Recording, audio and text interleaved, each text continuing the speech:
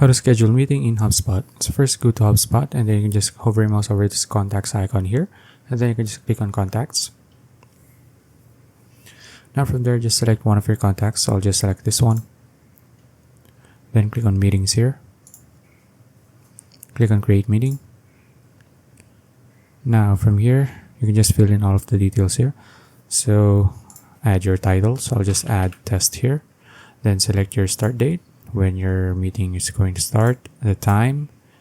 So for example, I'm going to start the meeting at 7 a.m. 7 a.m. and then until 9 a.m. Okay, so you can see it's here.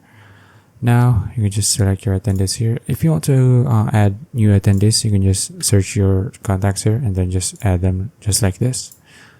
Okay, and then you can just select your location as well, whether you want the meeting to be on phone call, in person, or you can just set a customized location.